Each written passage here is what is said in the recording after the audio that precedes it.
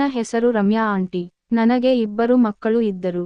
ನನ್ನ ಗಂಡ ಡೆಲ್ಲಿಯಲ್ಲಿ ಕೆಲಸ ಮಾಡುತ್ತಿದ್ದ. ಅವರು ವರ್ಷಕ್ಕೆ 2 ಬಾರಿ ಮಾತ್ರ ಬರುತ್ತಿದ್ದರು. ಆದ್ರೆ ಏನ್ ಮಾಡೋದು, ನಂಗೆ ಒಳ್ಳೆ ಯೌವನ ಇತ್ತು, ತುಂಬಿ ಹರಿತಿತ್ತು. ಆಗ ನನ್ನ ಮೊಲೆಗಳು ತುಂಬಾ ದೊಡ್ಡದಾಗಿ ಇದ್ದವು. ನೋಡುವವರಿಗೆ ಈ ಚಿಕ್ಕಿ ಹಾಲು ಕುಡಿಯಬೇಕು ಅನಿಸುವ ಹಾಗೆ ಇದ್ದವು. ಆದ್ರೆ ಅವತ್ತು ರಾತ್ರಿ ಡೆಲ್ಲಿಯಿಂದ ಕಾಲ್ ಬಂತು. ನಾನು ಹಲೋ ಹೇಳಿ ಹೇಗಿದ್ದೀರಾ ಅಂದೆ. ಅವರು ನಾನು ಚೆನ್ನಾಗಿದ್ದೀನಿ ಅಂದರು. ನಾನು ರೀ ನಿಮ್ಮನ್ನ ತುಂಬಾ ಮಿಸ್ ಮಾಡ್ಕೋತಾ ಇದೀನಿ ರೀ, ಯಾವಾಗ ಬರ್ತೀರಾ ಅಂದೆ. ಆದ್ರೆ ಅವ್ರು ಸಾರಿ ಮುದ್ದು, ಇವಾಗ ಬರೋಕೆ ಆಗಲ್ಲ ಅಂದ. ನಾನು ಬೇಜಾರ್ ಮಾಡಿಕೊಂಡೆ. ಆಮೇಲೆ ಅವ್ರು ರಮ್ಯಾ ಇವತ್ತು ನನ್ನ ತಮ್ಮ ಮನೆಗೆ ಬರ್ತಾನೆ ಕಣೆ ನೋಡ್ಕೋ ಅಂದ. ಸರಿ ಆಯ್ತು ರೀ ಅಂದೆ. ರಾತ್ರಿಗೆ ಸುಹಾಸನ್ ಮನೆಗೆ ಬಂದ. ಅವನು ನೋಡೋಕೆ ತುಂಬಾ ರೊಮ್ಯಾಂಟಿಕ್ ಆಗಿ ಇದ್ದ. ಅವನ ಪ್ಯಾಂಟ್ ಒಳಗಡೆ ತಮ್ಮ ತುಂಬಾ ಚೆನ್ನಾಗಿ ದಪ್ಪ ಇದ್ದೆ ಅಂತ ನನಗೆ ಗೊತ್ತಾಯ್ತು. ಅವನಿಗೆ ರಾತ್ರಿ ಊಟ ಮಾಡ್ಸಿ ನೀನು ಮಲ್ಕೋ ಅಂದೆ. ಅವನು ಅತ್ತಿಗೆ ನಾನು ಎಲ್ಲಿ ಮಲ್ಕೊಳ್ಳಿ, ತುಂಬಾ ಚಳಿ ಇದೆ ಅಂದೆ. ಅದಕ್ಕೆ ನಾನು ಹೌದಾ ಸರಿ ಆಯ್ತು ನನ್ನ ರೂಮ್ ನಲ್ಲಿ ಮಲ್ಕೊಳ್ಳೋಣ ಅಂದೆ. ಅವನು ಖುಷಿಯಾಗಿ ನನ್ನ ರೂಮ್ಗೆ ಬಂದ. ನಾನು ನೈಟ್ ಟೈಟ್ ಆಗಿ ಬ್ರಾ ಹಾಕಿದ್ದೆ. ನನ್ನ ಮೊಲೆಗಳು ಎದ್ದು ಕಾಣುತ್ತಿದ್ದಾವು.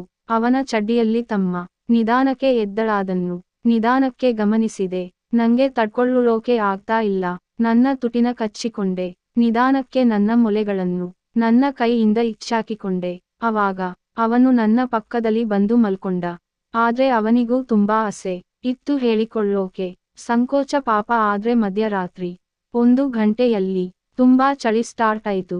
ಅವನು ಚಿಕ್ಕದಾದ ಚಡ್ಡಿ ಮತ್ತೆ ಜಿಮ್ ಬನಿಯನ್ ಮಾತ್ರ ಹಾಕಿದ್ದ. ನಂಗೆ ತಡಿಯೋಕೆ ಆಗ್ತಾ ಇಲ್ಲ. ಅವನ ತಮ್ಮನ ಇಟ್ಕೊಂಡು ಬಾಯಲ್ಲಿ ಚೀಪಿ ಬಿಡೋಣ ಅನ್ನೋ ಆಸೆ. ಅಷ್ಟರಲ್ಲಿ ಅವನಿಗೆ ಮೂಡ್ ಬಂತು. ಅವನು ನಿಧಾನಕ್ಕೆ ಅವನ ಚಡ್ಡಿಯಲ್ಲಿ ಕೈ ಹಾಕಿ ಪಾಚಿಕ್ ಪಾಚಿಕ್ ಅಂತ ಸ್ಟಾರ್ಟ್ ಮಾಡ್ದ. ನಂಗೆ ತುಟಿಯಲ್ಲೇ ಖುಷಿ ಆಯಿತು.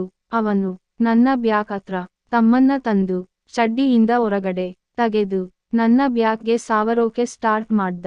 ಆದ್ರೆ ನಾನು ಮಲಗಿರಲಿಲ್ಲ, ಅದರಲ್ಲೇ ಖುಷಿ ಪಟ್ಟೆ. ಆಮೇಲೆ ನನ್ನ ಸೊಂಟಕ್ಕೆ ಕೈ ಹಾಕಿ ಟೈಟ್ ಆಗಿ ಇಚಿಕಿದ. ನಾನು ಹಮ್ ಅಂದೆ. ಅವನಿಗೆ ಗೊತ್ತು ಆಯಿತು. ಓ ಅತ್ತಿಗೆಮ್ಮ ಮಲಗಿಲ್ಲ, ಅವರಿಗೆ ತಮ್ಮ ಬೇಕು ಅನಿಸಿದೆ ಅಂತ. ಅವನ ದಪ್ಪ ತಮ್ಮನ ಅತ್ತಿಗೆಯ ಬ್ಯಾಗ್ಗೆ ಪಟ್ ಪಟ್ ಅಂತ ದೊಡೇದ. ಅವಾಗ ನನ್ನ ತಂಗಿ ಚುಮು ಚುಮು ಅಂತ ರಸ ಬರೋಕ್ ಸ್ಟಾರ್ಟ್ ಆಯ್ತು.